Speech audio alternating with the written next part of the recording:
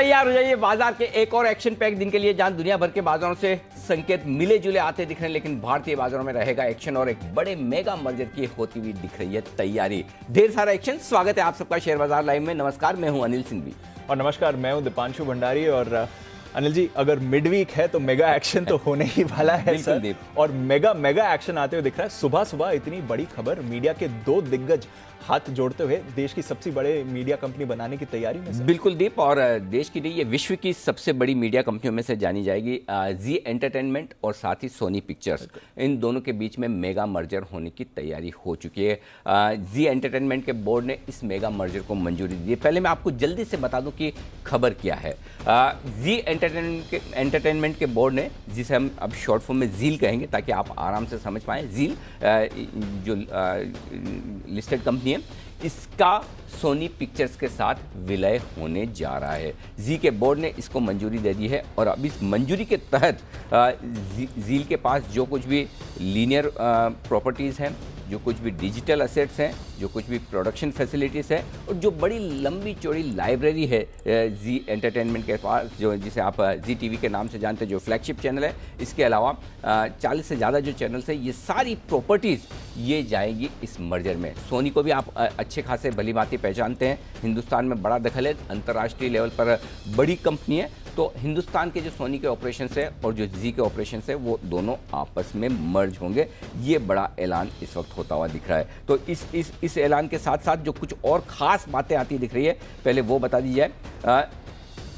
ऐलान के बाद सोनी पिक्चर्स करीबन $1.5 बिलियन ये निवेश करेगा इस पूरे के पूरे विलय के बाद। इस नई जो एंटिटी बनेगी उसमें ये विलय करेगा।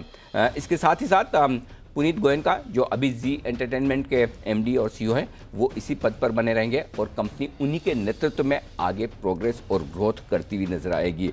जो कुछ भी पैसा और ग्रोथ कैपिटल के तौर पर डालने जा रही है सोनी, उसका इस्तेमाल कंपनी के कारोबार को आगे बढ़ाने में किया जाएगा। कुछ और डिटेल्स हैं दीप, वो आप बता सकते हैं इस वक्त जो इसको लेकर आती हुई दिख रही है। बिल्कुल सर, और बड़ी बात है कि ये जो मर्ज्ड कंपनी होगी, जैसा आपने बताया, Puneet Goenka MD and CEO बने रहेंगे इस मर्ज्ड कंपनी के। साथ ही पोस्ट मर्जर जो शेयर होल्डिंग होने वाली है वो काफी इंपॉर्टेंट है। वहां पर आप देख लीजिए नजर, करीब 53%, 52.93% का स्टेक सोनी पिक्चर्स नेटवर्क्स के पास होगा। 47% स्टेक रहेगा जी एंटरटेनमेंट के शेयर होल्डर्स के पास। तो ये आपका जो पोस्ट मर्जर डील सिनेरियो ये रहने वाला है।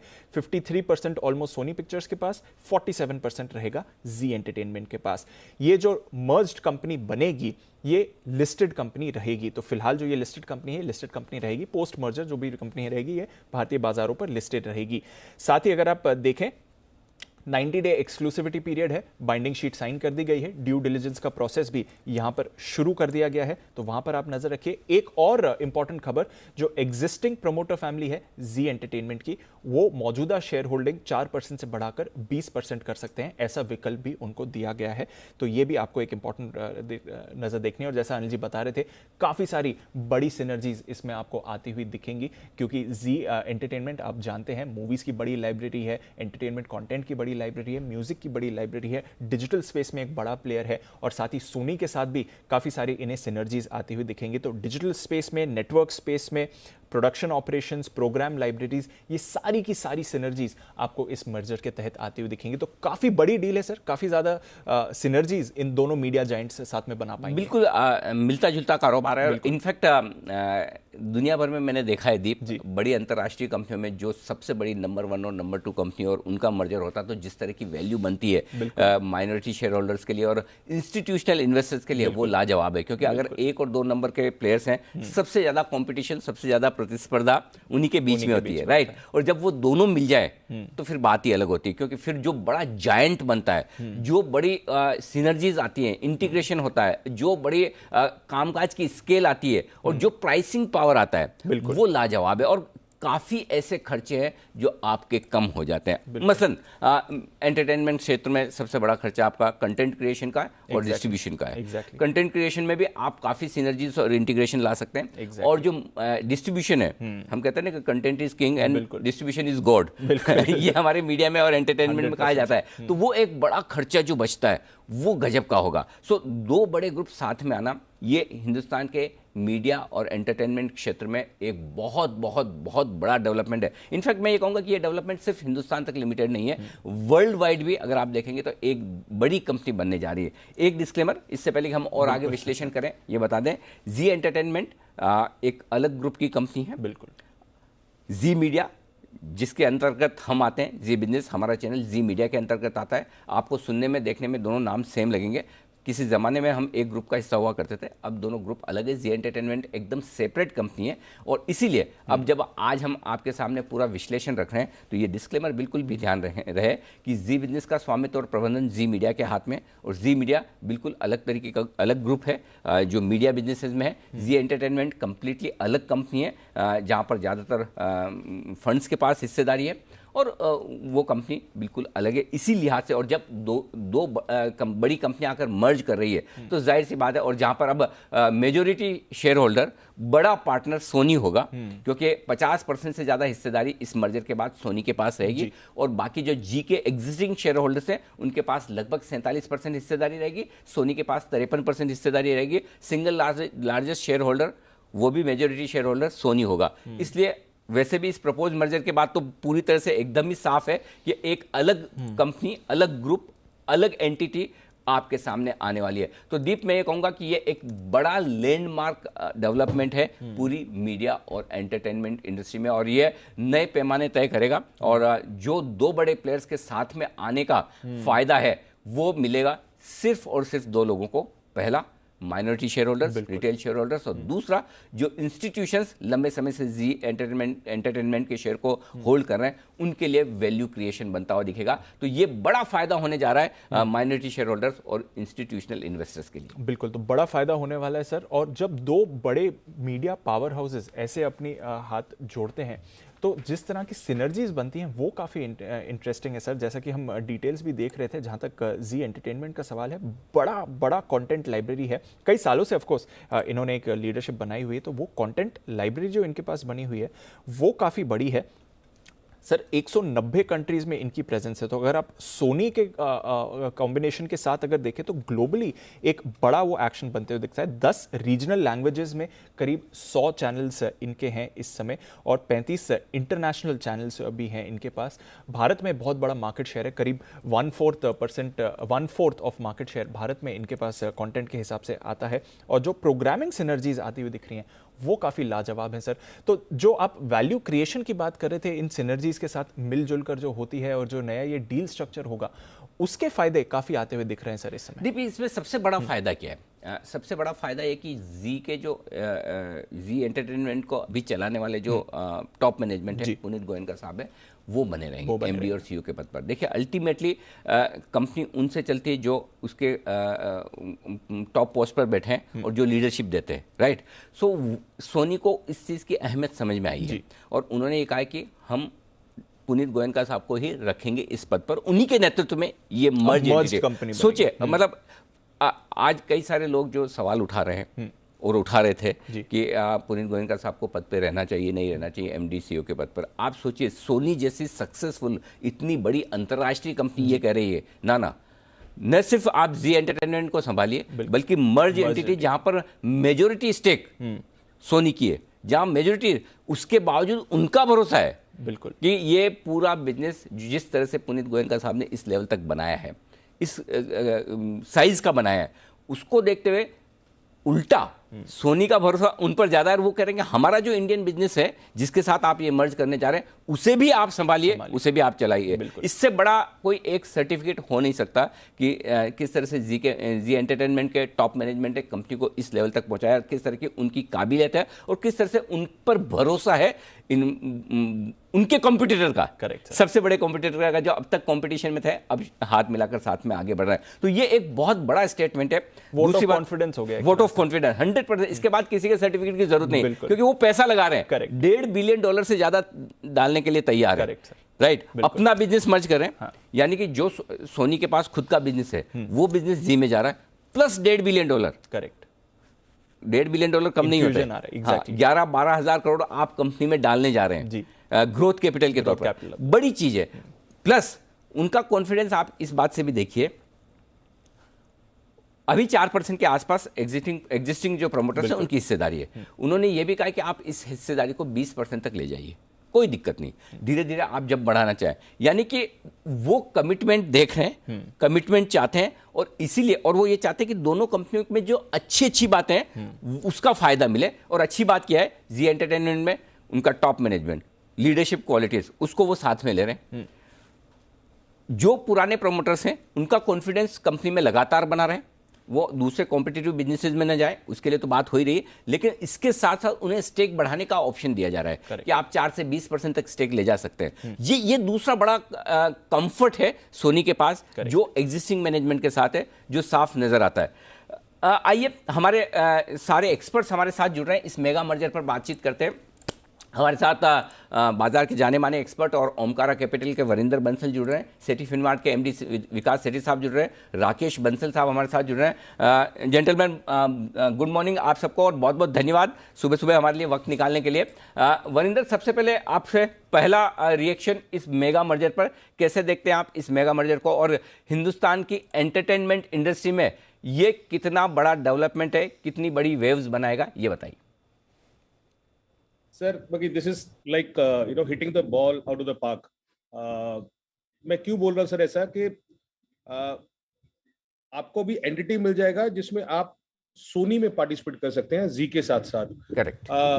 अभी जी सोनी लिस्टेड एंटिटी नहीं है मेरे हिसाब से। दिस इज लाइक कि सोनी का रिवर्स मर्जर हो गया जी में।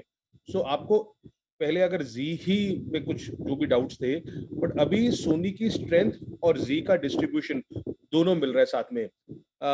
So I think this new entity which will get formed will be massive entity in terms of media, जो पहले कभी हुआ नहीं है। आपको याद होगा सोनी लिस्टेड नहीं है कहीं पे भी, और अभी सोनी क्या कर रहा है, सोनी $1.5 बिलियन डाल रहा है, ऑलमोस्ट 10-11 हजार करोड़ को इस कंपनी में डाल रहा है। मार्केट कैप 25,000 करोड़ है। मेरे ख्याल में मर्ज्ड एंटिटी कुछ 40-42 हजार करोड़ के आसपास का वैल्यूएशन होना चाहिए, जिसमें सोनी का स्टेक कुछ 50% से ऊपर होगा। सर, एवरीवन नोज कि हाँ भी अगर आप कोई भी रिपोर्ट उठा लें कि जी का 20 रुपए का ईपीएस सबका एक्सपेक्टेड है FY24 में, इशू ईपीएस का था नहीं, इशू प्राइस अर्निंग मल्टीपल का था। हर कोई मल्टीपल 10-12 का देता था, 10-12 का देता था because of whatever the reasons were. But now with this big clarity coming in, अभी इसको 15 टाइम का वैल्यूएशन मिलेगा या 20 टाइम का वैल्यूएशन मिलेगा? I think that is the only question which you have to ask. But otherwise बहुत nuances चीजें हुई हैं, जहाँ पे सोनी ने बोला कि बोर्ड भी हम अपने तरीके से कॉन्स्टिट्यूट कर सकते हैं। जहाँ पे जब ये सोनी का वोटिंग हुआ, Goenka ji he was not participating in it, he wanted this to be independent decision. So ये सारी की सारी चीजें आपको प्रीमियम देंगी जो प्रीमियम पहले मिल नहीं रहा था। So I think this is a massive change which has happened in the media industry. As I said, अगर 20 टाइम का मिल गया सर इसको जी प्लस सोनी को वैल्यूएशन, तो ये स्टॉक 400 रुपये भी हो सकता है। 15 टाइम मिला तो भी 200-300 हो सकता है। सो कम से कम आपको पता कि 300 से 400 का रेंज है। But I think this is a massive thing which has happened in the market. Wonderful. The biggest and best point Varinder ने जो कहा है वो सबके समझने की बात है। सोनी एक अंतर्राष्ट्रीय प्रोमोटर वाली कंपनी है, इंटरनेशनल, एक तरह से इसे आप एमएनसी समझिए, और जी के साथ मर्जर होने का मतलब है सोनी बिना पब्लिक इशू लाए एक रिवर्स मर्जर कर रही है, एक लिस्टेड कंपनी के साथ अपने आप को मर्ज कर रही है। और अब जो जी एंटरटेनमेंट के शेयर होल्डर्स है इस मर्ज एंटिटी में, वो एक इंडियन कंपनी नहीं, एक अंतर्राष्ट्रीय कंपनी के साथ जुड़े हैं, उनके शेयर होल्डर बनते हुए नजर आ रहे हैं, क्योंकि सिंगल लार्जेस्ट और मेजॉरिटी शेयर होल्डर सोनी होगा, और सोनी उनकी पेरेंट कंपनी जापान की है, और जो कि अंतर्राष्ट्रीय कंपनी। तो बड़ा पॉइंट। और जिस तरह की और जो आपने वैल्यूएशन की बात की कि आराम से यहाँ पर 400 रुपये तक के दाम बनते हैं, मैं उस पर भी आऊँगा, क्योंकि ये वैल्यूएशन आप जो गिन रहे हैं शायद उस कंपनी का गिन रहे हैं जो कि जी एंटरटेनमेंट है। मर्जर के बाद जो सिनर्जी, कॉस्ट सेविंग, ऑपरेशंस की स्केल बढ़ेगी, उसके दम पर और क्या अपसाइड बन सकती है? वरिंदर, मैं उसके लिए आपके पास होऊंगा, लेकिन उससे पहले जल्दी से हमारे कुछ और खास मेहमान हमारे साथ हैं। सेठी साहब, पहला रिएक्शन आपसे लेना चाहता हूं इस बड़ी डील पर। कैसे देखते हैं आप, और जी के शेयर होल्डर्स के लिए कितनी फायदे की बात? गुड मॉर्निंग अनिल जी। बिल्कुल बहुत ही शानदार खबर आई है सुबह सुबह, और जो जी को लेके जो चिंताएं बनी हुई थी, मतलब हाल ही में जो डेवलपमेंट हुए वो भी पॉजिटिव थे। जो अभी हमने देखा, अशोक कुरियन जी और मनीष सुखानी जी को बोर्ड से उन्होंने इस्तीफा दिया, और उसके बाद जो इन्वेस्को नामक फंड है जिन्होंने QIP के जरिए इसमें 400 रुपए में स्टेक अपनी ली थी कुछ साल पहले, अब उन्होंने वो तब से ही एक बायर को लिए खोजबीन कर रहे थे और वो आज पूरा हुआ। ये जो मर्जर है दोनों कंपनीज के लिए एक बड़ी बड़ी विन विन सिचुएशन है। और कई जो प्रॉब्लम्स है जी को लेके, जैसे जो भी डेट की इश्यूज थे, फिर या जो भी कॉर्पोरेट गवर्नेंस को लेके, फिर एक प्रोफेशनल मैनेजमेंट है, मुझे लगता है एक विन विन सिचुएशन है। और जी के जो माइनॉरिटी शेयर होल्डर्स है इसको इसका बड़ा फायदा होगा। तो I am expecting this stock to do very well today. Okay Avinash ji, क्या वाकई में अब इस मेगा मर्जर के बाद एक बड़ी कंपनी के तौर पर जी एंटरटेनमेंट और सोनी उभरेंगे? और क्या मीडिया स्पेस में, एंटरटेनमेंट स्पेस में, मीडिया एक बार अलग भी कर ले, एंटरटेनमेंट स्पेस में ये नेशनल नहीं बल्कि इंटरनेशनल लेवल पर एक बड़ी कंपनी के तौर पर जानी जाएगी? Good morning Anil ji. I think बिल्कुल सही कहा आपने। मुझे लग रहा है कि ये जो डेवलपमेंट हुई है ये बहुत ही सेंटिमेंटली और फिनेंशियली जी बिजनेस के लिए, जी का एंटरटेनमेंट के लिए बहुत बढ़िया है। मुझे लग रहा है कि आज ही से स्टॉक में अच्छी खासी री रेटिंग देखने को मिलेगी, क्योंकि ये जो अनसर्टेनिटी थी काफ़ी दिनों से, ये मेरे ख्याल से अभी ख़त्म हो चुकी है। और आगे मुझे लग रहा है कि जिस प्रकार से ग्लोबल रीच है सोनी का प्लस जी ग्रुप का, हमको लग रहा है कि दोनों domestic market as well as international market में इसका बहुत लाभ मिलेगा। मुझे लग रहा है मार्केट शायद नंबर्स आने के पहले ही इसको अच्छी तरह से रेट करेगी। और जैसे इन्वेस्को ने 400 रुपये में शेयर लिया है, मैं भी मानता हूं कि 350-400 रुपया ये शेयर को पहुंचने में टाइम लगना नहीं चाहिए। मोस्ट इंपॉर्टेंटली जो डिटेल्स आगे आएंगे कि कैसे इसका फॉर्मल प्रोसेस शुरू होगा, ये मार्केट्स अभी वॉच करेगी। बट डेफिनेटली नेट बहुत ही सेंटिमेंटली और फाइनेंशियली ये पॉजिटिव डेवलपमेंट है। ओके और क्या ऐसी खास बातें देखते हैं आप इस पूरे डेवलपमेंट में? वरिंदर, मैं आपसे जानना चाहता हूं कि इन्वेस्टर्स के लिहाज से, चाहे वो रिटेल इन्वेस्टर्स हो, माइनॉरिटी शेयर होल्डर्स हो या फिर इंस्टीट्यूशनल इन्वेस्टर्स, उनके लिए क्या बड़े डेवलपमेंट आप देखते हैं? सर 10 साल का ना प्राइस अर्निंग मल्टीपल जी का अगर मैं लास्ट 2 साल निकाल दूं तो कम से कम 25 टाइम का रहा है। Correct. 10 year average price earning for Zee. Okay, हाल में लास्ट 2 साल में देखा है कि वो डिरेल होकर 10 का हो गया था। आज जैसे मैं आपको बोल रहा हूँ कि 20 रुपए का ईपीएस एक्सपेक्टेड है FY24 में। मोस्ट ऑफ द ब्रोकरेजेस आप किसी का भी देख लीजिए। जैसे आपने भी बोला कि अगर सोनी और जी साथ में आ जाते हैं तो इशू कहाँ पे रहा था? इशू रहा था कि वो जीईसी जो जनरल एंटरटेनमेंट कैटेगरी होती है, उसमें जी ने उतना तेजी से ग्रोथ नहीं किया था जितना कॉम्पिटिटर्स ने किया था। अभी सोनी जब इसके साथ में मिल जाएगा, you will see that growth issues also concern. अभी मैं ये सर चाहे वो ऑडिटर्स का हुआ, चाहे वो मैनेजमेंट टीम का हुआ, I think these are the concerns. हमें सबको पता है कि ये एड्रेस हो ही जाएंगे सोनी आ गया तो। सो उसको वो भी प्रीमियम मिल जाएगा। So my only point is कि ये 20 रुपए का अगर 25 रुपए ईपीएस चला गया because of the growth which will come via Sony plus Zee merger, अगर आप 25 का ईपीएस आ जाता है और 25 का मल्टीपल मिल जाता है, सो यू कैन इमेजिन कि हाँ भी किस तरीके से री रेटिंग हो सकता है स्टॉक का। I think the one thing which everyone as a investor will look ahead is कि ये एक नॉन बाइंडिंग बिड है अभी। Let this close as well. बहुत चांसेस है कि क्लोज हो ही जाएगा, बट फिर भी कि हाँ भी आई थिंक इन्होंने जो पीरियड लिया है 60-90 दिन का पीरियड लिया, तो उसमें देखेंगे क्या चीज होगा and how the entire board, auditors, all those things will be reconstituted. Sir अगर ये उस तरीके से हो गया जिस तरीके से एमएनसी कैटेगरी वाली कंपनीज का हो सकता है, then I will not be surprise कि आज से जी को 25 टाइम का या 30 टाइम का वैल्यूएशन भी आगे मिल सकता है। आई थिंक ईजीएम भी लाइकली है, तो ईजीएम में भी बहुत चीजें एड्रेस होंगी, बट आई थिंक वो जो 25 का मल्टीपल है जी को आगे जाके मिल जाना चाहिए अगर वो सारी की सारी चीजें अच्छी तरह से एक प्रेजेंटेशन में या एक बहुत अच्छे कॉन कॉल में जी मैनेजमेंट और सोनी दोनों मिलके एड्रेस कर देते हैं इसको। ओके, तो ये आज आपके लिए बड़ा डेवलपमेंट होता दिख रहा है। इस डेवलपमेंट में कुछ और हम राय आगे ले हमारे एक्सपर्ट से और इससे चर्चा करें उससे पहले एक डिस्क्लेमर आपको बता देना ज़रूरी है, क्योंकि आप सोचेंगे कि आज हम इतनी चर्चा कर रहे हैं, पहले नहीं किया करते थे। उसकी वजह यह कि जी एंटरटेनमेंट अब एक पूरी तरह से अलग कंपनी है, अलग ग्रुप का हिस्सा है, हमारी सिस्टर कंसर्न नहीं है और अब हम इस पर खुलकर आराम से बात कर सकते हैं। नाम आपको चूँकि पुराने लंबे समय से चले आ रहे हैं, आपको सेम दिखते होंगे, एक जैसे दिखते होंगे कि जी एंटरटेनमेंट है, यहाँ जी बिजनेस है। जी बिजनेस जी मीडिया का हिस्सा है, जो एकदम अलग कंपनी है, मीडिया कंपनी है, जहाँ पर हमारे 14 चैनल हैं, न्यूज़ से रिलेटेड पूरा बिजनेस है। एंटरटेनमेंट वाली जो कंपनी है जी एंटरटेनमेंट, वो बिल्कुल अलग बिजनेस, अलग तरह की कंपनी है और वो हमारे ग्रुप का हिस्सा नहीं है। इसलिए हम आज खुलकर हमारे सारे एक्सपर्ट से हम ये बात कर सकते हैं और हम उनसे चर्चा कर सकते हैं, चाहे इस मर्जर पर राय जिनकी जो भी हो, अच्छी हो, खराब हो, कम हो, ज़्यादा हो, इंडिपेंडेंटली आप अपनी राय रख सकते हैं। बंसल जी, जरा चार्ट्स पर एक बार राय दीजिए। जिस तरह के बड़े बड़े टारगेट्स हमारे फंडामेंटल एक्सपर्ट्स तीनों ही कह रहे हैं, चाहे वो विकास जी हो, वरिंदर बंसल हो या फिर अविनाश जी हो, क्या इन्वेस्टर्स के लिए बड़े मौके आपको नजर आते हैं जी एंटरटेनमेंट में?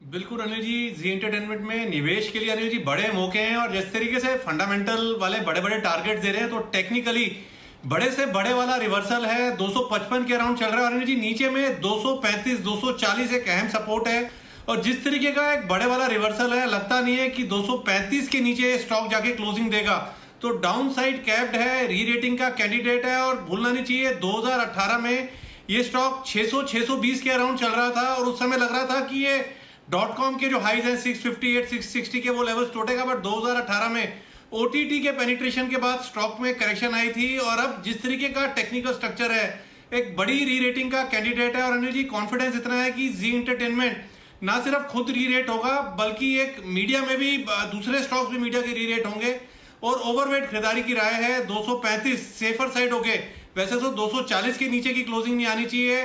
5 रुपए का मार्जिन ऑफ सेफ्टी ले रहा हूं, और पहला टारगेट यहाँ पे 295 300, दूसरा टारगेट 350 का बैठता है, और एक बार 350 के लेवल्स आएंगे तब इसको रिव्यू करना चाहिए। एक बड़े वाला रिवर्सल है चार्ट्स के ऊपर। बड़ी इंटरेस्टिंग बात कही बंसल जी ने, तो सिर्फ अपना एनालिसिस जी इस मर्जर तक नहीं रखा है, बल्कि पूरे सेक्टर की री रेटिंग करने की बात कर रहे हैं। सेठी साहब से इसी पर राय लिया जाए। सेठी साहब, वाकई में क्या कई सारे सेक्टर्स ऐसे हैं जहां मेगा मर्जर हुए हैं, या कुछ इस तरह के बड़े कॉर्पोरेट डेवलपमेंट हुए हैं, और वो सेक्टर्स जो मुश्किल में भरे रहे हों या कंपनियां मुश्किल में भरी रही हों, उनका पूरा री रेटिंग हो जाता है? क्या सोनी और जी के इस मर्जर में भी आप इस तरह का कोई केस देखते हैं कि कंपनी के लिए भी और साथ ही साथ सेक्टर के लिए भी री रेटिंग होने की संभावना?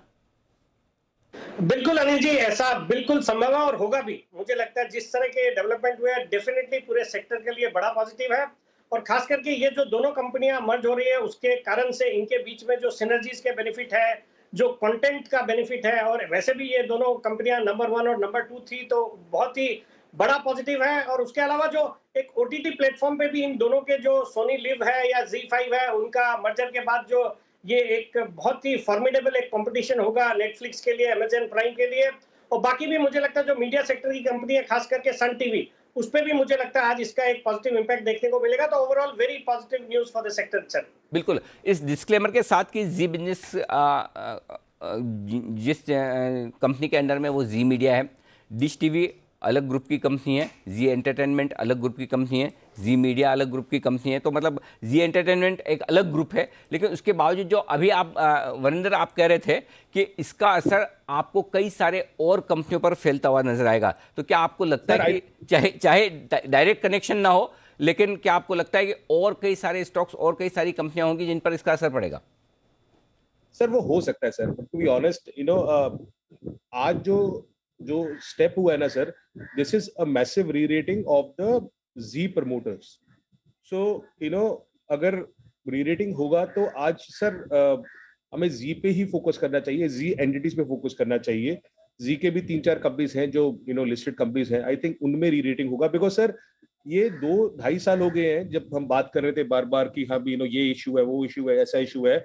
आप सोचिए सर कि आज अगर पैसा सोनी जी ब्रांड में लगा रहा है, तो उस पे ही जितना फोकस हो सके उतना अच्छा है। बाकी आई थिंक जब अच्छा टाइम चल रहा था तो टोटल मार्केट कैप जी ग्रुप का मिला के कुछ 80-90 हजार करोड़ होता था sir.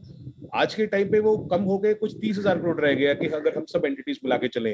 So I think there is enough opportunity in the Zee group, जहां पे मैं फोकस करना चाहूंगा। दूसरा सर, मुझे आपसे एक क्वेश्चन पूछना है कि अगर मेरे पास ZEE5 का भी सब्सक्रिप्शन है और सोनी लिव का सब्सक्रिप्शन है, तो क्या होगा सर? तो मेरा कुछ पैसा बचेगा अभी?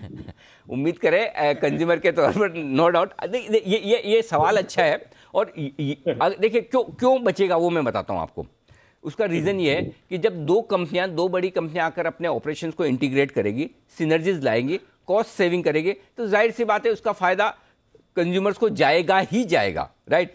और जो स्केल बनेगी, जो बड़ी लाइब्रेरी बनेगी, जो सोनी की लाइब्रेरी है, जो जी की लाइब्रेरी है, जो सोनी की प्रोडक्शन फैसिलिटीज़ है, जो जी की प्रोडक्शन फैसिलिटीज़ है, जो चैनल्स जी के पास है, जो चैनल्स सोनी के पास हैं, जो डिजिटल प्रॉपर्टीज़ दोनों ग्रुप के पास अलग अलग है, जी एंटरटेनमेंट के पास और सोनी के पास, जो लीनियर एसेट्स हैं जिन्हें हम चैनल्स कहते हैं, तो नेचुरली ये जब आपस में मिलकर सिनर्जी करेंगे, कॉस्ट सेविंग करेंगे, रेवेन्यू बढ़ाएंगे, साइज में बनेंगे, डिस्ट्रीब्यूशन कॉस्ट बचाएंगे, तो इसका फायदा नेचुरली मिलेगा ही मिलेगा। कौन जाने, ये जल्दबाजी है कि हो सके आपको 2 OTT की जरूरत ही ना हो, क्यों वरिंदर, एक से ही काम हो जाए, और अगर 2 हो तो नेचुरली उसके लिए कंज्यूमर्स के लिए भी फायदे। तो ये विन विन सिचुएशन है, विन विन डील है, न सिर्फ माइनॉरिटी शेयर होल्डर्स के लिए, इंस्टीट्यूशनल शेयर होल्डर्स के लिए, बल्कि कंज्यूमर्स के लिए भी। जी वरिंदर।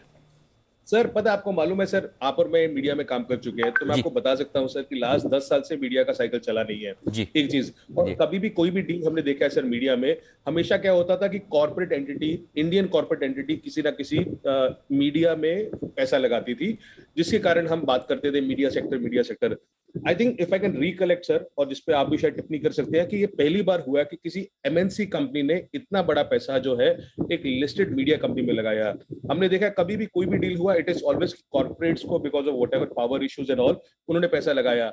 ये पहली बार एटलीस्ट फोकस कर रहा है कि ये मीडिया में कितना बड़ा अपॉर्चुनिटी हो सकता है जाके, because now MNC will not run after power, but they will run after money, कि ग्रोथ कितना आ सकता है। So I will be very happy to see now how other other guys also, other companies in the system pick up, because अभी पैसा अगर आ सकता है एक कंपनी में, क्या दूसरी कंपनी में आ सकता है कि नहीं आ सकता, which may also tell us कि how the media cycle could reverse going from here.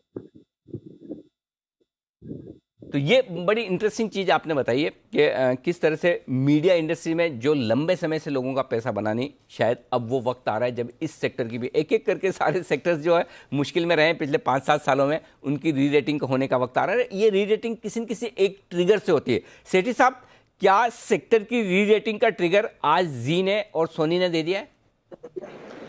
बिल्कुल अनिल जी, यही कह रहे थे कि जो भी ये आज अनाउंसमेंट्स आए हैं पूरे सेक्टर को रीरेट करेंगे। और वैसे भी पिछले कुछ दिनों से, जब से अभी रिसेंट जो डेवलपमेंट हुए जी में, जो कि बेहद पॉजिटिव थे, और उसके बाद हमने देखा राकेश झुंझुनवाला जी ने भी इसमें बड़ी हिस्सेदारी खरीदी। मुझे लगता है ऑल इन ऑल अब ये सेक्टर परफॉर्म करेगा।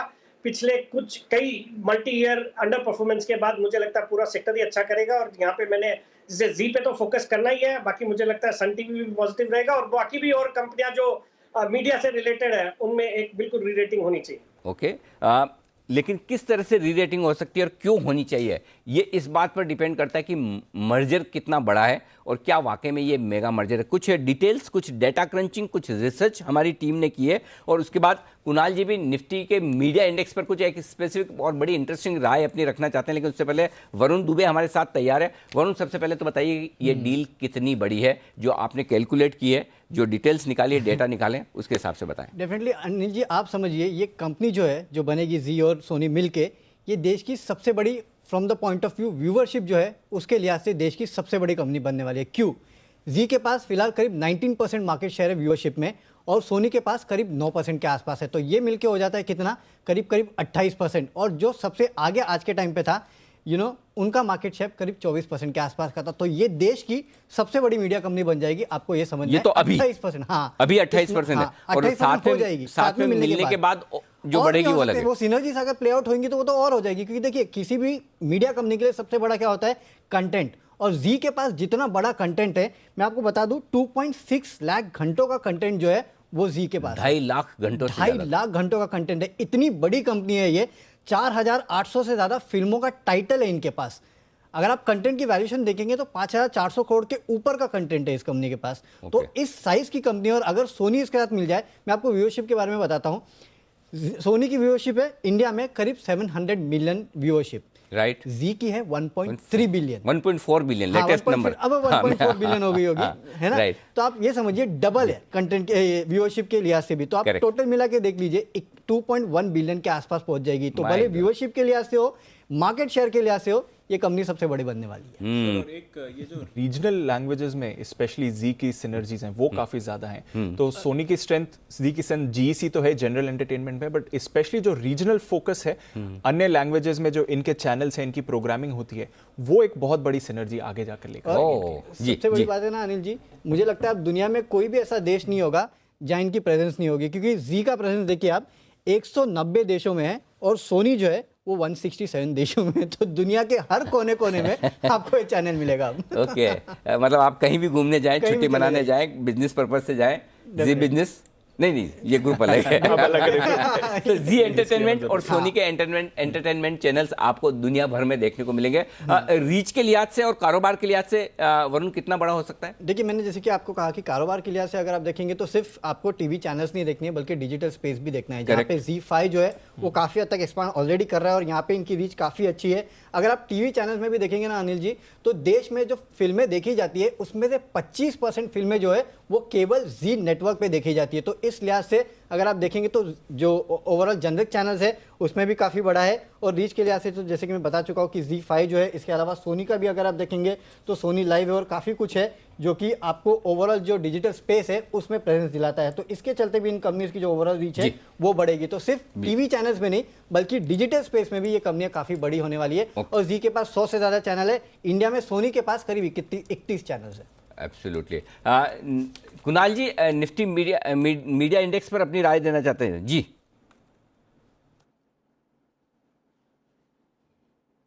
अनिल जी देखिए, उस पर मैं चर्चा करूं उससे पहले अनिल जी आज बहुत आज़ादी का सा भाव आ रहा है अनिल जी। इतने समय से अनिल जी एक ही शेयर है जिसकी चर्चा हम लोग नहीं करते थे, अपने पर हमें अंकुश रखना होता था। तो अनिल जी आज आप खुल करके हम लोग सब जी एंटरटेनमेंट के बारे में बात कर रहे हैं, तो अनिल जी एक फ्रीडम का एहसास हो रहा है। और अनिल जी जो चार्ट है जी मीडिया का, ये जो चार्ट है निफ्टी मीडिया इंडेक्स का, इसमें मुझे एक बड़ा ब्रेकआउट आता हुआ दिख रहा है। इसमें एक बहुत इंपॉर्टेंट लेवल है अनिल जी 1980 का, 1945 के आसपास बंदी हुई और कुछ समय पहले गैप अप भी होता हुआ दिखा, जिसको हम ब्रेकअवे गैप कहते हैं। तो मेरी राय में अनिल जी जो मीडिया इंडेक्स की रीरेटिंग की चर्चा हो रही है, मुझे ऐसा लगता है अनिल जी कि कम से कम यहां से 50% का अपसाइड मीडिया इंडेक्स में बन सकता है 1980 को अगर ये पार कर लेता है। और अगर ऐसा होता है तो तमाम मीडिया कंपनीज में एक री-रेटिंग होगी। मेरे अनुभव में अनिल जी मैंने देखा है कि जो सेक्टर परफॉर्म नहीं करता उसको लेकर एक धारणा बन जाती है कि इसके शेयर तो कभी चलेंगे नहीं, और जब जो जनता उससे विमुख हो जाती है अनिल जी तभी उसमें तेजी बनती है। तो मुझे ऐसा लगता है अनिल जी जी मीडिया में जो ये मीडिया इंडेक्स है इसमें एक बहुत बड़ी तेजी बनते हुए दिखेगी। 1980 पार होगा तो 2400 के लेवल्स आपको निफ्टी मीडिया इंडेक्स में देखने को मिले। ओके, तो ये है आपके लिए पूरा का पूरा विश्लेषण जी और सोनी के मेगा मर्जर का। विदा लेने का वक्त है। वरिंदर जी बहुत बहुत शुक्रिया आपका हमारे लिए वक्त निकालने के लिए और आज इस पर पूरा विश्लेषण देने के लिए। हमारे सारे मेहमान हमारे साथ हैं। आइए बढ़ते हैं दिन के पूरे कवरेज की तरफ। और दीप जल्दी से, ऑलरेडी हम काफ़ी लेट हैं और हमारे दर्शक इंतजार भी कर रहे हैं इस स्ट्रेटजी का, लेकिन स्ट्रेटजी बताएं उससे पहले डिस्क्लेमर आपके सामने, इसे जरूर देख लें, पढ़ लें। और आइए अब बढ़ते हैं आगे स्ट्रेटजी की तरफ। बिल्कुल सर, तो जस्ट टू क्लैरिफाई, दोनों अब अलग ग्रुप की कंपनीज हैं, जी मीडिया और जी एंटरटेनमेंट। आइए सर बताएं फिर संकेत कैसे? बिल्कुल, संकेतों के साथ करते हैं शुरुआत। ग्लोबल संकेत न्यूट्रल साइड पर है और न्यूट्रल इसलिए दीप कि आज का दिन विशेष करके ज़्यादा अहमियत वाला है अमेरिकी बाजारों के लिए। फेड की अहम बैठक है ब्याज दरों को लेकर, टैपरिंग को लेकर और साथ ही स्टिमुलस पैकेज और लिक्विडिटी को लेकर फेड क्या संकेत देते हैं आज, वो कल बाजार की दशा दिशा तय करेगा। तो मुझे लगता है आज का दिन अमेरिका के लिए भी और हमारे लिए भी इस लिहाज से अहमियत वाला होगा। लेकिन फाइनल संकेत कल की एक्सपायरी के बाद हमारे लिए आते दिखेंगे। फिलहाल हमने ग्लोबल संकेत न्यूट्रल रखे हैं। एफआईज के संकेत भी न्यूट्रल हैं और घरेलू फंड्स के संकेत भी न्यूट्रल है। ऐसे देखेंगे आपको मजा आएगा, नंबर्स देख के कह रहे वाह इतने बढ़िया बड़े बड़े नंबर्स आए। मैं यहीं पर आपके सामने रख दूं, 1042 करोड़ की खरीदारी एफआईज की तरफ से होती हुई दिखी कैश में, और सामने 2168 करोड़ की खरीदारी घरेलू फंड्स की होती है। देखिए तो आंकड़े बहुत अच्छे दिखते हैं भी, ऐसा नहीं कि नहीं है, लेकिन साथ में 2300 करोड़ रुपए के आसपास की एसबीआई कार्ड्स की डील का भी इसमें है। अब कितना किसने लिया है, घरेलू ने कितना लिया है, एफआई ने कितना लिया है, ये तो पता नहीं, लेकिन 2300 करोड़ को निकाल दे तो फिर भी नेट 800,000 करोड़ की खरीदारी तो है दोनों फंड के बीच में मिलाकर कैश मार्केट में। पहली बात। दूसरी बात, वायदा कारोबार के डेटा मिलते जुलते हैं, कोई बहुत तेजी या मंदी के नहीं। 283 करोड़ के इंडेक्स खरीदे, 177 करोड़ के स्टॉक फ्यूचर्स खरीदे एफआई ने, ये आपके लिए डेटा हो गया, इसलिए ये न्यूट्रल है। एफएनओ डेटा कल भी दीप हम बात कर रहे थे कि ओवरसोल्ड है पुट कॉल रेशियो और उसकी वजह से एक बड़ी रिकवरी आनी चाहिए। आज भी एफएनओ डेटा पॉजिटिव साइड पर, कल की रिकवरी के बावजूद अभी भी put call ratio higher side पर नहीं है, ये अच्छा है। सेंटीमेंट न्यूट्रल है, थोड़ी सावधानी भरा जी, पिछले 2-3 दिनों के मूड माहौल और आज की बड़ी इवेंट को लेकर ट्रेंड पॉजिटिव साइड पर है। चलिए, तो ये अच्छी बात है। ज्यादातर संकेत आपके लिए या तो न्यूट्रल या पॉजिटिव ही हैं। तो अब बताएं सर, लेवल्स क्या निकल कर आए, इंपॉर्टेंट लेवल्स? लेवल्स के लिए वही कुछ जो बड़े लेवल से ध्यान में रखना है आपको, 17,275, 17,350, ये 75 पॉइंट की रेंज क्लोजिंग बेसिस पर आपको ध्यान रखनी है। जब तक आप इसके नीचे बंद ना हो तब तक बिल्कुल तनाव लेने की जरूरत नहीं है। रनिंग करेक्शन आते रहेंगे, जाते रहेंगे, जैसा पहले कई बार आपने हफ्ते में एक एक दिन के देखे हैं, कभी बड़े देखेंगे। और अब आपको पॉइंट्स में बड़े इसलिए लगते हैं, आप 17,000 पे याद रखें, आप 14,000 पे या 12,000 पे नहीं है कि 200 पॉइंट का करेक्शन वहाँ पर और 200 पॉइंट का करेक्शन यहाँ पर, दोनों में बड़ा फर्क है, ये ध्यान में रखना ज़रूरी है। बैंक निफ्टी 36,700, 36,850, ये वो रेंज है जो क्लोजिंग बेसिस पर आपके लिए इंपॉर्टेंट है। इसके नीचे बंद हो तो ही आपको तनाव लेना है। आइए आज के बड़े जोन बता दूं, 17,400, 17,440 निफ्टी के लिए मजबूत सपोर्ट है, पहले आसानी से नहीं टूटेगा। इसके नीचे 17,325, 17,375 की रेंज वो है जहां शॉर्ट कवरिंग और फ्रेश खरीदारी दोनों करनी है। ऊपर कितना जा सकते हैं, 17,625, 17,650 हल्की फुल्की रुकावट की रेंज है, वहां पर जाकर रुकेंगे, अटकेंगे, उससे पार करके निकले तो 17,700, 17,775 वो रेंज है जहां आपको प्रॉफिट बुकिंग भी करनी चाहिए, शॉर्ट भी करना चाहिए। बैंक निफ्टी 37,050, 37,150 तुरंत प्रभाव से छोटा सपोर्ट है, इसके आसपास खुलने चाहिए अगर नीचे खुले तो। इसके नीचे 37,675 से 36,600 से लेकर 36,850 वो रेंज है जो आपके लिए मजबूत खरीदारी का काम करेगी। ऊपर 37,300, 37,400 हल्की फुल्की रुकावट है, कल भी हमने वहीं टॉप बनाया है। इसके पार निकलने पर 37,675 से 37,800 ये वो रेंज है जहां पर आपको मुनाफा वसूली और बिक वाली दीप दोनों आती दिखेगी। बिल्कुल, तो चलिए, ये तो रहे आपके लिए दिन की ट्रेडिंग रेंज और इंपॉर्टेंट लेवल्स जहां पर आपको रखनी है नजर। अब सर बात करते हैं जिस तरह से पोजीशनिंग में बदलाव हुआ है। आप बात भी कर रहे थे एफआईएस के डेटा तो अच्छे हैं, क्या पोजीशनिंग पीसीआर कैसे संकेत देख रहे हैं वहां से? पहले रेंज भी दे दूं दीप, रेंज के साथ दोनों आपके जो डेटा हैं वो भी बता दूं मैं। 17,500, 17,625 दिन की छोटी रेंज है निफ्टी के लिए, 17,440, 17,700 दिन की मीडियम रेंज है और 17,350 से लेकर 17,775 दिन की बड़ी रेंज। बैंक निफ्टी 37,075, 37,400 छोटी रेंज है, मीडियम और बड़ी रेंज जो कल थी वही आज है, कोई बदलाव नहीं। 36,850, 37,675, 36,600 थोड़ा सा ऊपर किया है, 36,550 था कल, 525 का लो बनाया है, आज थोड़ा सा ऊपर किया है, 36,600, 37,800 ये आपके लिए बड़ी रेंज। इंडेक्स की एफआईएस की जो लॉन्ग पोजीशन है उसमें कोई खास बदलाव नहीं, 1% बढ़ा है, कुछ खास फर्क नहीं पड़ता। पुट कॉल रेशियो अभी भी 1.15 पर है, मेरे लिए बेहद कंफर्टेबल है और अभी भी कोई किसी तरह की कल की रिकवरी के बाद बाजार ओवरबॉट हुए नहीं। उसकी वजह दीप ये है, एक शॉर्ट कवरिंग हुई है, दो जैसे जैसे भाव ऊपर आया है तेजी करने वाले ट्रेडर्स ने अपनी पोजीशन हल्की की, इसलिए पुट कॉल रेशियो अभी भी मैनेजेबल है, ज्यादा नहीं है ये। नहीं तो आप एक दिन में इतनी बड़ी रिकवरी आए, बल्कि पहले 1.15 जब गिर कर आए तो आपने कहा कि ये खरीदने का मौका है, तो बढ़कर आए तो भी अच्छा है, तो भी अच्छा है, बिल्कुल परफेक्ट है। तो ये है, नीचे के लेवल पर खरीदारी का सपोर्ट मिलेगा। विक्स कल थोड़ा ठंडा हुआ है, ये एक अच्छा संकेत है। आइए, तेजी की पोजीशन आपकी है तो स्टॉप लॉस के लेवल वही हैं जो कल थे आपके, 17,325। थैंक गॉड आपने कल 17,325 का करवा दिया, तो ट्रिगर नहीं 50 का होता तो शायद एक बार डे ट्रेडर्स के लिए गलती से ट्रिगर, पता नहीं वहां पे उस वक्त क्या ध्यान में आया कि नहीं 25 पॉइंट नीचे, और इसलिए नहीं, लेवल तो 17,350 ही है, लेकिन होता क्या है कि जिस तरह के मार्केट में है ना 25, 30, 50 पॉइंट की बैंक निफ्टी के लिए कोई ऐसी वो वैल्यू नहीं, धड़ धड़ धड़ एकदम गिरता है तो उस समय आपको पता नहीं है कि ट्रिगर होके आ गया। बैंक निफ्टी में 50-75 पॉइंट ऊपर नीचे होना लेवल से कोई बड़ी बात नहीं, इसलिए थोड़ा सा कुशन रखना। नो डाउट अगर किसी का ट्रिगर हो रहा है, किसी का 17,350 पे होना है, 325 पे हो, तो उसके लिए 25 पॉइंट एडिशनल नुकसान होना भी अपने आप में नुकसान तो है ही, इसमें कोई डाउट नहीं। लेकिन कभी कभी आपको है ना मार्केट की वोलेटिलिटी के साथ इसको देखना होता है। वोलेटिलिटी कम हो स्टॉप लॉस एग्जैक्ट रख लीजिए, उतार चढ़ाव ज्यादा हो स्टॉप लॉस थोड़ा नीचे रखना होता है।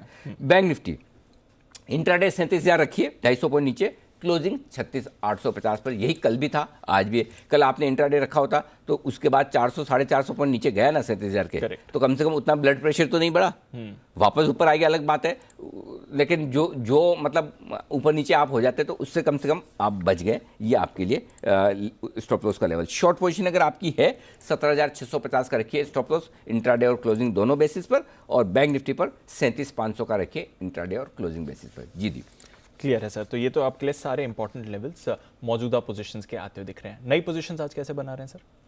बैंक निफ्टी में यहाँ पर आपको करनी है खरीदारी। निफ्टी में, पहले निफ्टी की बताऊँ, माफ कीजिएगा, 17,325 17,400 अगर इस रेंज में निफ्टी पहुँचता है तो वहाँ पर खरीदारी करनी चाहिए। ठीक है, अगर पहुँचता है तो, नहीं पहुँचे तो कोई दिक्कत वाली बात नहीं है। 17,275 का आपका स्टॉप लॉस होगा। 17,440 500 525 और 575 ये होंगे आपके टारगेट जिसके लिए करनी है खरीदारी। अगर आप एग्रेसिव ट्रेडर हैं तो थोड़ा ऊपर ही खरीद ले, और वो रेंज होगी आपकी 17,440 से 17,500 की। 17,350 का लगाना होगा आपको स्टॉप लॉस, और 17,575 625 17,700 और 775 ये सारे टारगेट होंगे। जो लोग शॉर्ट करना चाहते हैं ज़रूर करें। शॉर्ट करने के लिए बढ़िया जगह है 17,700 से 17,775, अगर आ जाए तो बिना इन्विटेशन का इंतजार कीजिए, शॉर्ट कर दीजिए। 17,825 का stop loss life time high के थोड़ा ऊपर। 17,640 600 575 और 525 ये हैं टारगेट्स जिसके लिए आपको करनी है बिग वाली। एग्रेसिव ट्रेडर्स हैं तो सीधा 17,650 का स्टॉप लॉस रख लीजिए और बेच दीजिए निफ्टी को। नीचे की तरफ 17,525 500 दो छोटे टारगेट, 440 400 दो मीडियम टारगेट, और 350 के बड़े टारगेट के लिए करनी है बिग वाली। ये सारे आपके निफ्टी वाले। क्लियर है सर। तो ये तो निफ्टी के लेवल्स रहे। बैंक निफ्टी आज वो भी चाहिए। ओके, बैंक निफ्टी तो और पहले चाहिए सर। तो चलिए, बैंक निफ्टी में उतार चढ़ाव जिस तरह का है, खरीदारी की राय वही रेंज है जो कल भी दी।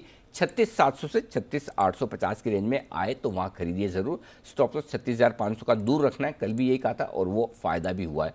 टारगेट है 36,975 37,050 दो छोटे हैं, 37,150 37,250 मीडियम है, और 37,300 37,400 बड़े टारगेट के लिए खरीदारी करनी है। अब जाहिर सी बात है, आज के मूड माहौल को देखकर लगता तो है नहीं कि वहाँ तक पहुँचेंगे। अगर आप एग्रेसिव ट्रेडर हैं तो फिर बैंक निफ्टी को खरीदारी कीजिए सीधा 36,850 के स्टॉप लॉस के साथ।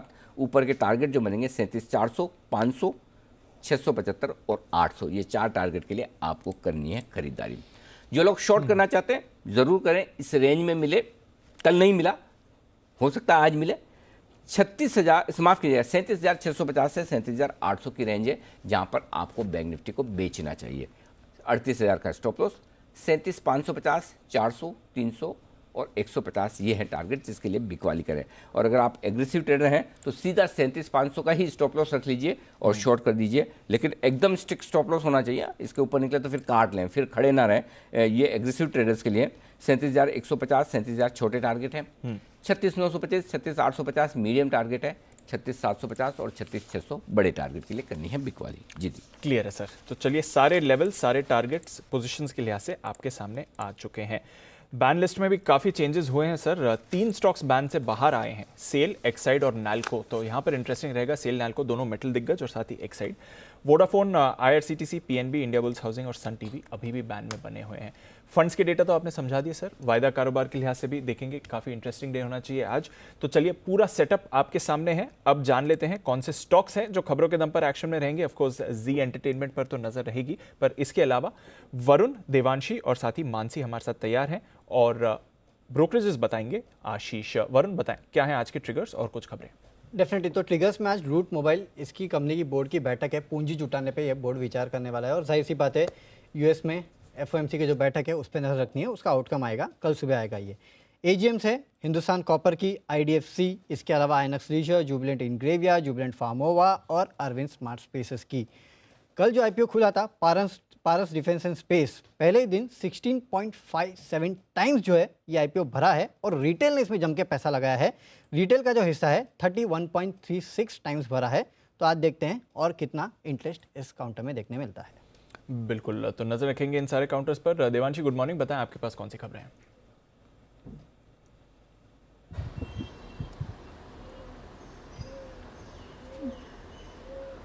बिल्कुल दीपांशु, गुड मॉर्निंग। आज सबसे पहले आप देखिए केईसी इंटरनेशनल, ये स्टॉक पर आपको नजर रखनी है, जहां पे कंपनी को करीब 1157 करोड़ के नए ऑर्डर्स मिलते हुए दिखे हैं और ये ट्रांसमिशन, डिस्ट्रीब्यूशन से, रेलवे से और केबल कारोबार से आते हुए दिख रहे हैं। टोरेंट पावर, इस पर भी आपको नजर रखनी है, जहां पे CESC के साथ कंपनी ने एक शेयर परचेज अग्रीमेंट साइन किया था, उसको एग्जीक्यूट कर लिया और इस अग्रीमेंट के तहत कंपनी ने उसके जितने भी विंड पावर प्लान्स हैं उसका अधिग्रहण कर लिया है। कुल उसकी जो एंटरप्राइज वैल्यू है 790 करोड़ पर आते हुए दिख रही है। सूर्या विद्युत लिमिटेड में 100% हिस्सा जो है वो उन्होंने खरीद लिया है। इसके साथ ही सूर्य रोशनी पर आपको नजर रखनी होगी, जहां पे greater Noida industrial development authority से कंपनी को लॉन्ग टर्म के लिए ऑर्डर्स मिलते हुए दिखे हैं। 41.22 करोड़ के ऑर्डर्स कंपनी को मिलते हुए दिखे हैं, जो कि 7 साल के लिए हैं। न्यूक्लियर सॉफ्टवेयर 24 सितंबर पर फोकस होगा, क्योंकि कंपनी की बोर्ड की बैठक होने वाली है, जहां पे बायबैक पर फैसला निकल कर आएगा। और भंसाली इंजीनियरिंग पर आपको नजर रखनी होगी, जहां पे MP में कंपनी के प्लांट को एनवायरमेंटल क्लियरेंस मिलता हुआ दिखा है। कंपनी ने विस्तार की योजना की थी, अब फाइनली कंपनी आगे बढ़ पाएगी, तो इसी के चलते आज सेंटिमेंटली भंसाली इंजीनियरिंग के लिए काफी बड़ी खबर है। बिल्कुल, तो काफी बड़ी खबरें हैं कुछ कंपनीज के लिए। कुछ और बड़ी खबरें लेकर मानसी तैयार है। मानसी, गुड मॉर्निंग, बताएं। Good morning Deepanshu. MTAR technologies company को 12 साल के लिए chemical processing, painting, dry film coating और सोल्यूशन एनालिसिस और टेस्टिंग के लिए सर्टिफिकेशन मिला है, जिसके चलते फोकस में रहेगी। नजारा टेक्नोलॉजी सब्सिडरी करीब 17 करोड़ में पब्लिश मी की 69.18% हिस्सेदारी खरीदेगी। स्पाइस जेट नकदी की समस्या को ठीक करने के लिए 2500 करोड़ जुटाने की योजना कंपनी बनाकर चल रही है। QIP के जरिए पूंजी जुटाने की योजना है। वहीं फाइजर, रॉयटर्स से खबर आ रही है कि भारत फाइजर और मॉडर्ना की कोरोना वैक्सीन नहीं खरीदेगी। और साथ ही जिंदाल स्टील और पावर पर नजर रखिए। क्लैरिफिकेशन कंपनी की तरफ से आया है। कुछ न्यूज पोर्टल्स ने 20 सितंबर को एक खबर चलाई थी कि कंपनी ने उड़ीसा के आयन और माइंस का ऑक्शन जीता है। इस खबर पर कंपनी का क्लैरिफिकेशन है, कंपनी ने सिर्फ ऑक्शन में भाग लिया था। फिलहाल ऑक्शन हासिल करने पर कोई अपडेट राज्य सरकार से कंपनी को मिलता हुआ नहीं मिला है। ओके, तो ये हैं आपके लिए कुछ और इंपॉर्टेंट खबरें। JSPL की तरफ से क्लैरिफिकेशन भी। कुछ और फंड एक्शन, बल्क डील्स हैं, वरुण आपके पास, बताएं इनके बारे में। डेफिनेटली, तो एक तो SBI कार्ड्स का पूरे दिन फोकस में था। हमें पता है बेचा किसने है, CA रोवर होल्डिंग ने 3.2 करोड़ शेयर्स बेचे हैं, लेकिन खरीदा किसने है ये भी जानना ज़रूरी है। और सोसाइटी जनरल ने यहाँ करीब 85 लाख शेयर्स खरीदे हैं, तो ये आप नज़र में रखिएगा। हेरम्बा इंडस्ट्रीज़, यहाँ पे प्रमोटर्स ने 1 लाख शेयर खरीदा है ओपन मार्केट से, यानी कि 0.25% हिस्सा 17 सितंबर को ये खरीदा गया है। वेल्सपन एंटरप्राइजेस में वेल्सपन ग्रुप ट्रस्टी बालकृष्ण गोयंका जी ने करीब 13 लाख शेयर्स खरीदे हैं। यहाँ पे ओपन मार्केट में खरीदारी की गई है, यानी कि 0.87% हिस्सा जो है वो अतिरिक्त खरीदा गया है। और लिंकन फार्मा, यहाँ भी प्रमोटर्स के द्वारा खरीदारी की गई है। 74,500 शेयर्स खरीदे गए हैं। 20 से 21 तारीख के बीच में प्रमोटर्स ने यहाँ खरीदारी की है। ओके, तो ये हैं आपके लिए सारे खबरों वाले शेयर्स। आइए जल्दी से एक बार ब्रोकरेज एक्शन पर भी नजर डाल देते हैं FIR में।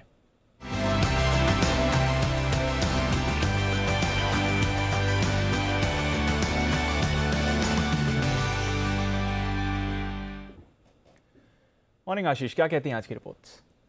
Good morning Deepanshu. सबसे पहले देखिए कोल इंडिया पर क्रेडिट स्विस की रिपोर्ट आई है। आउट परफॉर्म की रेटिंग को बरकरार रखा है। 195 के लक्ष्य के लिए 156 कल की क्लोजिंग है। और ये मान रहे हैं कि जो ई ऑप्शन प्रीमियम्स हैं इसमें एक बढ़िया बढ़त देखने को मिली और 10% की जो डिविडेंड यील्ड है वो आगे भी बरकरार देखने को मिलेगी।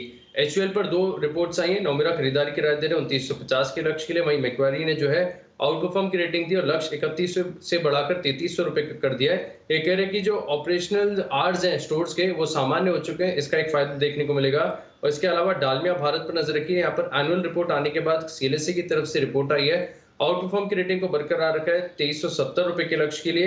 एवेन्यू सुपरमार्ट्स पर नजर रहेगी। गोल्डमैन सैक्स की रिपोर्ट आई है, जहां पर खरीदारी की राय को बरकरार रखा है 4527 रुपए के लक्ष्य के लिए। 4362 की कल की क्लोजिंग है। और ये मान रहे कि फुटफॉल अगर आप देखें तो स्टोर्स में लगातार बढ़ते जा रहे हैं, इसके चलते स्टॉक पर खरीदारी की राय दे रहे हैं। DLF पर नजर रखिए। यहाँ पर UBS की तरफ से रिपोर्ट आई है। खरीदारी की राय को बरकरार रखा है 370 के लक्ष्य के लिए। और अंत में प्रेस्टीज एस्टेट्स पर भी फोकस रहेगा, क्योंकि यहाँ पर UBS खरीदारी की राय दे रहे हैं 465 के लक्ष्य के लिए। 419 जो है कल की क्लोजिंग है। ओके, तो ये है आपके लिए सारी ब्रोकरेज रिपोर्ट्स जिन पर रहेगा एक्शन। आइए इसी एक्शन को बढ़ाते हैं आगे फर्स्ट हिट के साथ, और साथ ही उसके साथ ही हमारे सारे एक्सपर्ट्स हमारे साथ जुड़ चुके हैं और उनसे हम लेते हैं उनका पिक ऑफ द डे। तो वक्त है पिक ऑफ द डे का। सुमित जी, गुड मॉर्निंग, बताएं सर आपका pick of the day. Good morning Anil ji. Anil ji, pick of the day के तौर पे सिप्ला को सिलेक्ट करना चाहिए। सिप्ला के अंदर कल एक अच्छा मोमेंटम बना है। सिप्ला में यहाँ से ऊपर का मूव बनेगा 950 955 के आसपास खरीदारी करें। स्टॉक में जो नीचे में सपोर्ट है वो है 935 का, तो 935 के नीचे का स्टॉप लॉस होना चाहिए। और ऊपर में स्टॉक के अंदर 975 रुपया का पहला टारगेट बनेगा और 990 रुपए का दूसरा टारगेट बनेगा। तो सिप्ला में खरीदारी करके चलने का सलाह रहेगा। ओके, सिप्ला खरीदारी करें, ये है आपके लिए राय। मोदी जी, आपका pick of the day. Good morning Anil ji, good morning Deepanshu, good morning everyone. बिल्कुल, देखिए पिक ऑफ द डे में हमने चुना है पिडिलाइट। पिडिलाइट इंडस्ट्रीज को यहाँ पर लॉन्ग करने की सलाह दे रहे हैं। टारगेट रहेगा 2490 का, स्टॉप लॉस बनेगा 2415 का। 5-6 सेशन से ये काउंटर एक रेंज में कंसोलिडेट हो रहा था। कल के सेशन में वो सारी रेंज का ब्रेकआउट देखने को मिला है। ऑल टाइम हाई जैसे लेवल इस काउंटर ने छुए हैं। तो जिस तरह के चार्ट्स बने हुए हैं 2490 के लिए पिडिलाइट को लॉन्ग करेंगे, स्टॉप लॉस रहेगा 2415 का। तो पीडीलाइट में करें खरीदारी, ये राय। कल मेरे ख्याल से वागले साहब ने भी पीडीलाइट खरीदारी करने की राय दी थी क्लोजिंग वाले शो में। वागले साहब भी हमारे साथ हैं ही तैयार। वागले साहब, सुप्रभात। बताएं सर, आपका भी पीडीलाइट ही है या कुछ और? Anil ji good morning, Deepanshu good morning. Anil ji, मैंने पिडिलाइट कल कवर किया था और जो मुनीत जी कह रहे हैं मैं बिल्कुल उनके साथ सहमत हूं। मैंने 2500 का टारगेट दिया था। लेकिन आज मेरा स्टॉक है आईटीसी, क्योंकि इसमें short term, medium term, long term तीनों में पैटर्न बहुत ही अच्छा बना है। कल के दिन में ब्रेकआउट आया है, तो 241 में मुझे नहीं लगता 237 के नीचे ये जाएगा। 1-2 दिन में ये 250-52 के आसपास जा सकता है। हल्का सा पोजिशनल व्यू लेते हैं तो 265 तक भी ये स्टॉक जा सकता है। 265, 270 ये एक मेरा महीने का टारगेट होगा। 8 से 10% की मूव मुझे इसमें दिखाई देती है। तो ये लेवल पे मैं आईटीसी खरीदने की सलाह दूंगा। आप में से किसी को आईटीसी का फुल फॉर्म पता है? कोई बताना चाहे, किसी को आइडिया हो तो हमारे पैनल में जरा एक बार सबको लाइए पैनल में कोई हाथ। जी मोदी जी बताएं। I think Indian tobacco company. अरे सर, ये तो सीधा सीधा वाला है। अच्छा, जरा हाँ कुणाल जी बताइए।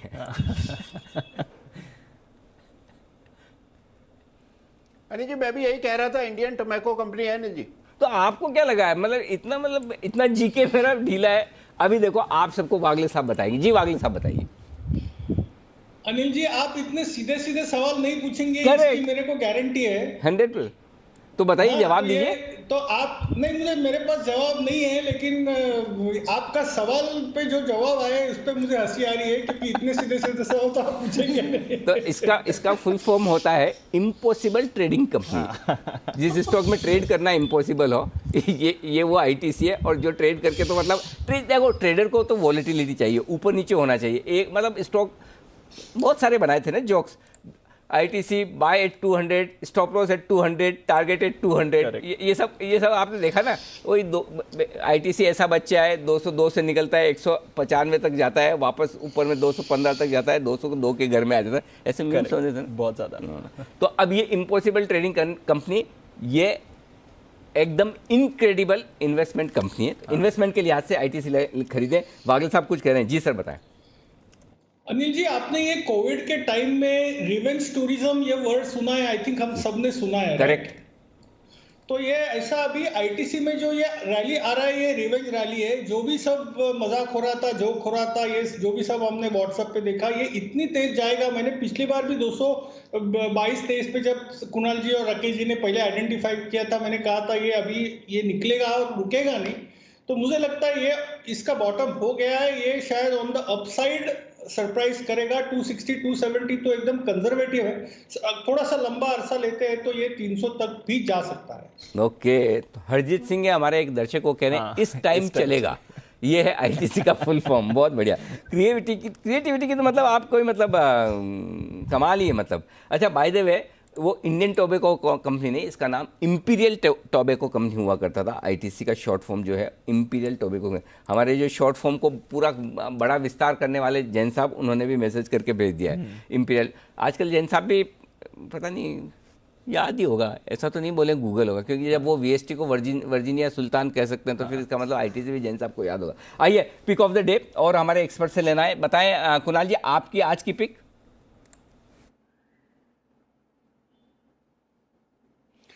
अनिल जी, बहुत ही दमदार एक स्टॉक है। स्टॉक का नाम है ब्रिगेड। ब्रिगेड में खरीदारी की राय है अनिल जी। कल मैंने देखा अनिल जी, सारे रियल एस्टेट काउंटर्स में एक एक करके बड़े ब्रेकआउट्स आते हुए दिखाई पड़े। और ब्रिगेड में अनिल जी बहुत जबरदस्त क्लोज आता हुआ 400 रुपए के ऊपर कल नजर आया। तो मेरी राय में ब्रिगेड को खरीद करके चलें। स्टॉक का स्टॉप लॉस रखना है 390 रुपए पर, 390 पर स्टॉप लॉस रख करके बाय करें। पहला टारगेट होगा 425 रुपए का, 425 का, और इवेंचुअली मुझे लगता है ये स्टॉक 450 के लेवल्स भी छुएगा। 425 के टारगेट के लिए ब्रिगेड में खरीदारी कराएं। बेंगलोर और कर्नाटक, बंगलुरु और कर्नाटक, यहां से जुड़ी हुई सभी रियल एस्टेट कंपनियों पर नजर रखें, क्योंकि खबर आ रही है कि कर्नाटक में स्टैम्प ड्यूटी जो 5% हुआ करती थी 3% हो गई, सेम जैसे महाराष्ट्र में हुई और उसके बाद घरों की बिक्री कैसी बढ़ी एकदम, वही कर्नाटक में किया। लेकिन किया परसों है, हमने तो कल भी रिपोर्ट किया था, परसों कर्नाटक में हुआ था, कल रिपोर्ट किया था, लेकिन आज लगभग सब जगह मीडिया में चल रही, तो एक दिन बाद सब लोगों ने उठाई। कल आपने देखा प्रेस्टीज, शोभा, ब्रिगेड, ये सारे स्टॉक भागे। दीप मेरे ख्याल से इसी खबर पर भागे कि 5 से 3% हुई, लेकिन आज भी काफ़ी जगह, अब जब जागे तभी सवेरा भाई जिन लोगों ने कल नहीं जागे आज जागे तो ठीक है, तो उस वजह से इन कंपनियों में खरीदारी होती दिख रही है। जी कुणाल जी कुछ कह रहे हैं? जी कुणाल जी। अनिल जी, मैं जो अभी आईटीसी के नाम की चर्चा हो रही थी, अनिल जी पहले नाम बिल्कुल इंपीरियल टोबैको कंपनी था, लेकिन अनिल जी बाद में इंडिया टोबैको कंपनी हुआ इसका अच्छा नाम, और उसके बाद आईटीसी हुआ। अनिल जी तो इंडिया टोबैको कंपनी सही उत्तर है अनिल जी, गलत नहीं है। आने दो 9:30 बजे जैन साहब को, अपडेटेड नहीं है आपने तो देखो गलती हुई तो जैन साहब की, इंपीरियल टोबैको था अनिल। हाँ गलती हुई तो जैन साहब की, बराबर है, सीधी सी बात है। हम तो सिंपल लगा, अपनी तो होती नहीं है। कुणाल जी अपनी कब हुई? आज तक कभी भी नहीं। ओके बंसल जी बताइए आपका पिक ऑफ द डे।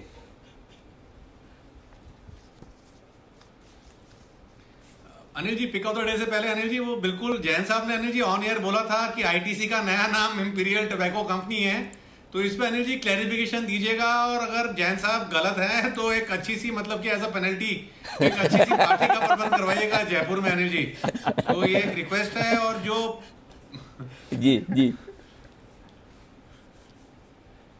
और जो मेरा Anil ji pick of the day है, वो कल भी जो हमारा पिक ऑफ द डे था वही है, स्टॉक एकदम हॉट है और ये स्टॉक चलेगा। स्टॉक है आईटीसी, 121 रुपए 50 पैसे का स्टॉप लॉस है और 140 की तरफ जा रहा है स्टॉक, तो अपने अपने हाजमे के हिसाब से जैसे जैसे ऊपर चले प्रॉफिट बुक करते रहे। इतने भावनाओं में बह गए बंसल जी, लेट नाइट कुछ काम किया, डिनर किया, कहीं बाहर गए थे?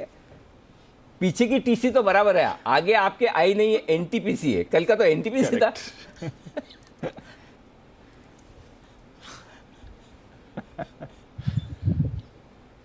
नहीं अनिल जी पार्टी वार्टी कुछ नहीं करी, काम करा है भरपूर, जो सबसे बेस्ट स्टॉक लगा वही वापस दिया है अनिल जी। मैंने कब बोला आपने पार्टी की? वो तो चोर की दाढ़ी में, लेकिन अभी भी आप पहचान नहीं पाए। आपको देना है pick of the day NTPC, जो लेवल्स आपने दिए एनटीपीसी के, लेकिन बोल गए हैं आप आईटीसी, और अगर आप ऐसा बोले तो मैं कोई मौका तो छोड़ूंगा नहीं। तो दिल से हमारे बंसल जी चाहते हैं कि आईटीसी बढ़े, लेकिन चूंकि कल पिक ऑफ द डे दे चुके तो उनकी मजबूरी है एनटीपीसी को पिक ऑफ द डे के तौर पर देने की। तो जो लेवल्स आए हैं वो एनटीपीसी के लिए ले लें और आप तैयार रखें जल्दी से। एनटीपीसी है ये stock pick of the day. Shubham ji जल्दी से बताएं आपका भी pick of the day. Good morning Anil ji, good morning Deepanshu ji. आज का मेरा जो पिक है वो खरीदारी किराया है टीसीएस पे, और अगर हम पूरा आईटी पैक को देखें तो यहाँ पे अच्छा मोमेंटम बनता हुआ दिख रहा है और मुझे लगता है ये सेक्टर काफ़ी अच्छा करता हुआ दिखेगा। टीसीएस में काफ़ी cumulative long additions derivative data में देखने को मिले थे, तो 3900 के स्ट्राइक का कॉल ऑप्शन लगभग 5250 के आसपास ये कॉल ऑप्शन क्लोज हुआ था। इसको खरीदें, यहाँ पे टारगेट होगा 72 का और एक स्टॉप लॉस मेंटेन करें 40 पे। तो आज टीसीएस पे खरीदारी की राय। ओके टीसीएस है वो स्टॉक जहां पर खरीदारी करने की राय शुभम जी की तरफ से।